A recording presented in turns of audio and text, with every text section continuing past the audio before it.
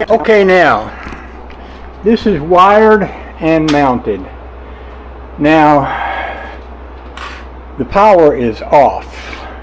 If I turned the power off, I would probably ruin the machine because it has to have water in it before the power goes to it. I went ahead and ran the power because once I get the hoses hooked to it, it would have been more difficult to get it on the wall and get it wired. So what I'm going to do is I'm going to run the cold wire down here into this right here, and then I'm going to run a wire out of here to a hose that I can hook to either a water hose or my pressure washer, and then we can turn it on and see how it works.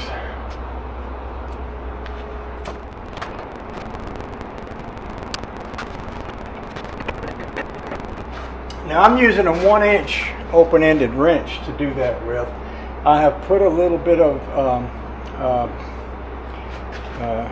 Teflon tape on the threads. There's also the little rubber gasket that I showed you earlier inside of this. I'm tightening it, but I'm not over tightening it. And what I mean by that is I don't know if this machine is strong enough for me to throw my weight against this wrench. I'm thinking it's possible if I did that I could break something up in here, and I don't want to do that. But I do want it to be pretty snug. So what I'm going to do is I'm going to tighten it like this until I can begin to feel a bit of pressure. And that's a bit of pressure. If it leaks later and needs to be tightened more, I can tighten it more later. But for now, that's a good place to start. Now the next thing I'm going to do, because I'm using PEX pipe, is I'm going to blow the PEX pipe that I have out. Because down here we have dirt daubers, and dirt daubers will go inside of something like a piece of PEX pipe and build a nest out of mud. And then when you try to use it, it's all clogged up with mud. So I'm going to blow that line out, and then I'm going to bring it over here, and I'm going to connect these lines here. Now this is 1/2-inch PEX pipe. I used the blue PEX pipe because I lived in Maine for years, and we would use this stuff because when it freezes it won't break. It's flexible enough. But down here I've noticed that when I run white PEX pipe, the sun tends to deteriorate it. So I've experimented with changing over to blue PEX pipe. I don't know if that will keep that from happening or not. It's not an issue in here because this isn't really going to be in the sunlight, but it's what I've got, so it's what I'm going to use. Now I connect my PEX pipe with a crimper. I bought this thing years ago. This is the most expensive piece of the operation. And the way this works on this PEX pipe is you got to make sure you put the ring on it before you put the pipe on, like this. I got my ring on it. And then I can take it and push it up on there like this.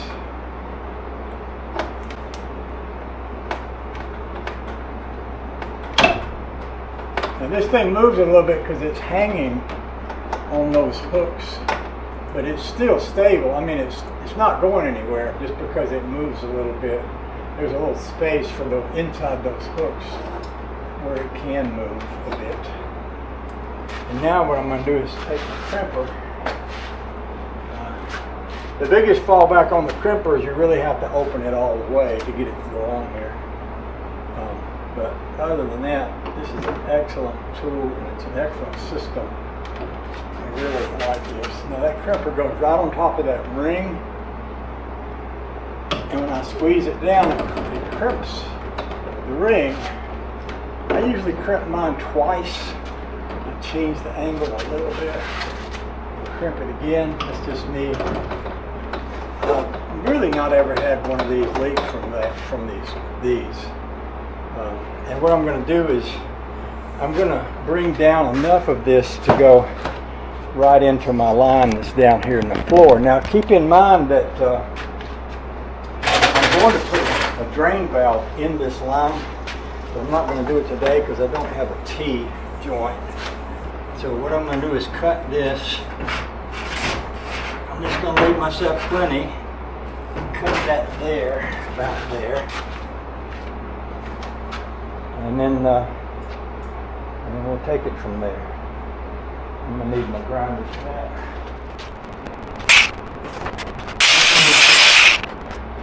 Now again, you don't want to forget to put the ring on there, because if you do, sometimes you can't, well, once you get that on there, sometimes you can't get it off. I like to take my knife and clean this out on the end here. Let's see, where to put my knife? Got to be around here somewhere, close by. So I'm going to do what I said I was going to do, which is take my knife and just clean the end of this out. Sometimes when you cut that, especially the way I cut it with a grinding wheel, it'll melt some of the rubber. It's like wax, and it'll be in the hole. And you know, on these things, you want the little connector down there to go into this.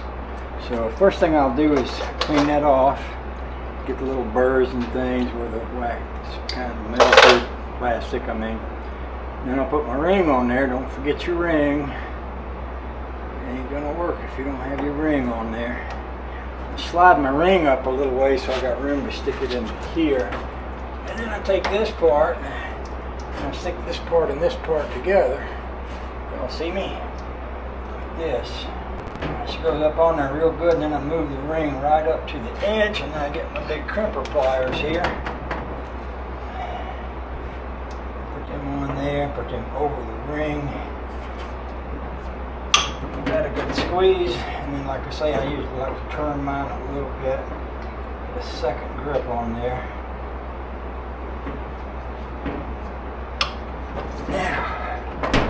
Now, if I open this, water would run up into this. It's going to run out of that one up there. So basically, I'm going to take this next piece, which I've already put an end on, and I'm going to cut it. I'm going to run it down here. Let me get it and I'll show it to you. Now on this one, I've already mounted a water hose connector. Now this connector was a little bigger than the 1/2-inch PEX pipe, because it was actually made to repair a water hose. But what I did was I heated this with a heat gun, and once I did this, I was able to slip it on here and then put a clamp. You couldn't put a ring on this now, because when I put that over that, it made it bigger, and the ring fits on there very snug. So what I'm going to do is just turn this piece of pipe here and cut it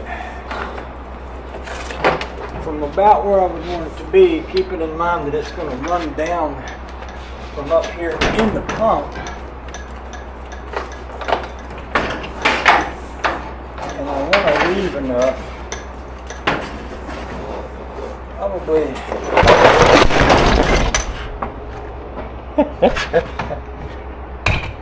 That was lovely. Once I got my thumb on the right spot, I'll go ahead and cut this, and then I'll clean up the mess I just made when I knocked the table over with the pipe.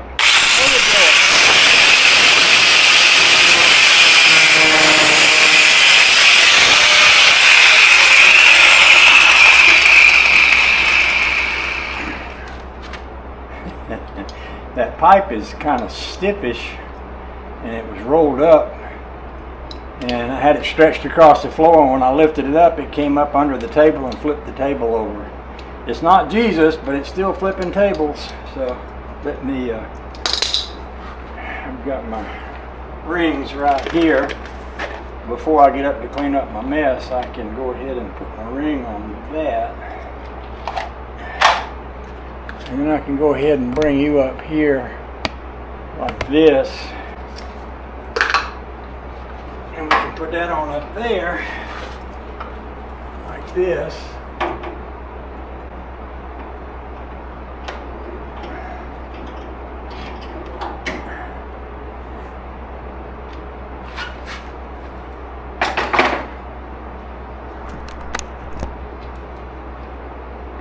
And I'll use my crimper tool again.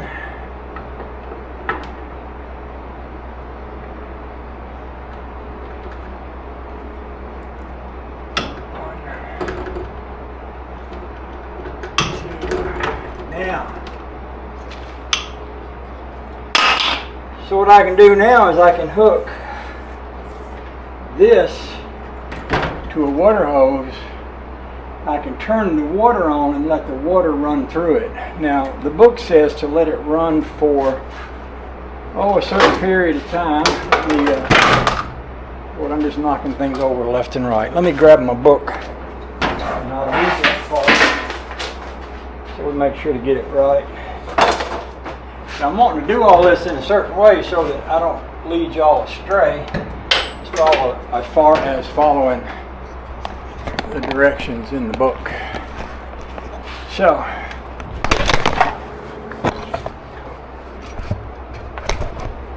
tell you what, I'm just a bunch of blunders today, and a couple of them will be proud of me, sees me working like this.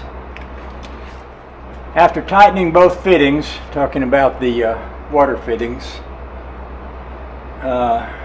open the hot water tap and allow water to run through the unit for about 2 to 3 minutes. Make sure all the air is discharged from the water lines. The above steps must be formed before the power is on. So what I'm going to want to do is, I can go ahead and do that now because even though I have power run to that, I don't have it connected. So I'll just take this hose and I'll stick it out under that door right here, and then we'll turn it on and let the water run through it.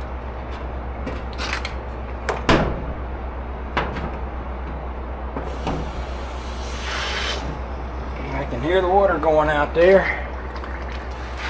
So I said let it run for 2 or 3 minutes, so we'll walk outside and we'll look at it running. It'll take me 2 or 3 minutes.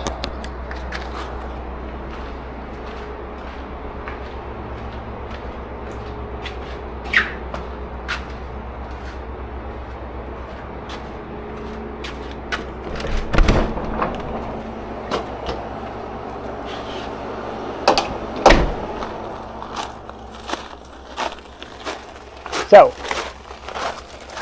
there's the water running out of it right there. I'm just going to leave that running, and I'm going to go grab a water hose. That way I can run that.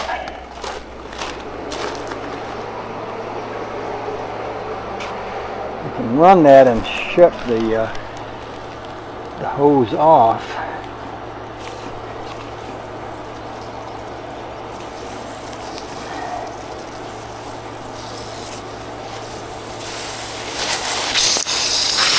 That was turned off good enough. It is now.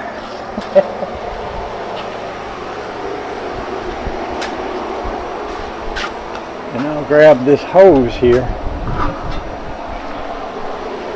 We'll take it over there and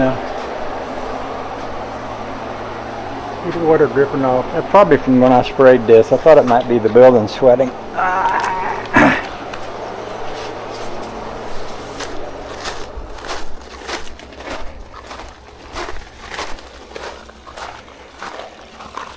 I'm not going to hook that up yet. I'm going to go inside and cut the water off.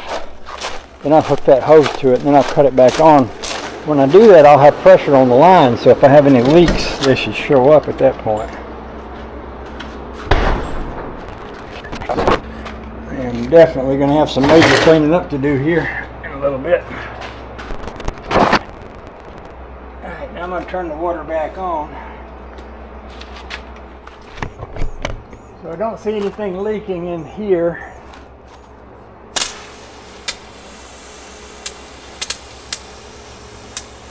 I also want to let this run long enough to get this water cold, because this water hose is over in the sunshine. I want it to be cold when we start, because when we test it, we're going to be expecting it to warm up because of the heater, hot water heater. So that's good there. So let's come back in here. Now all I'm going to do now is put the power to it. So I'm going to flip the breaker.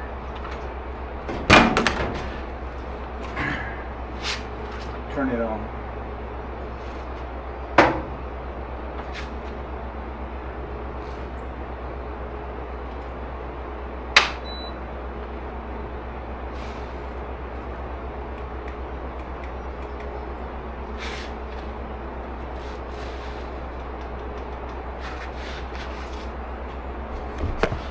Now this says off, so I'm going to cut it on, and now it's set for 131 degrees, so that's what the temperature should be when it warms up. So I'm just gonna come out here, sit down on that stool with the water hose, and we're gonna squirt it till it gets hot. Keep in mind, I am expecting that I'm gonna be getting cold water out of here at first, because it's gonna have to clear the hose of the water that's in that line.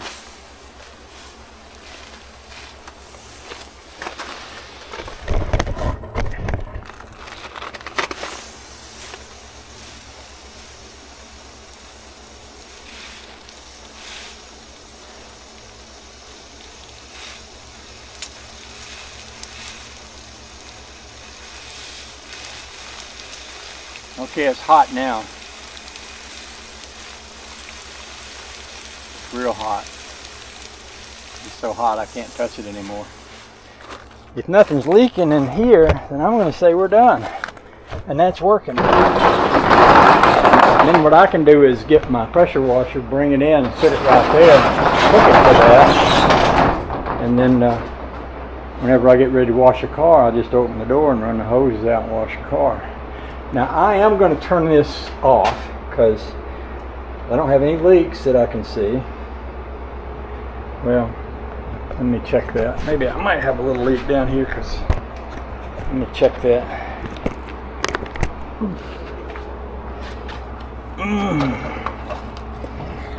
A little leak there, but I think that's coming from that connector. So that's not leaking. That's not leaking. That's not leaking. So I'm going to go ahead and cut this off. Now that's off. So I cut that off. And I'll go ahead and cut this off. Because when I'm not using it, I don't need that to be on. And I want to come out and check my water connection out here.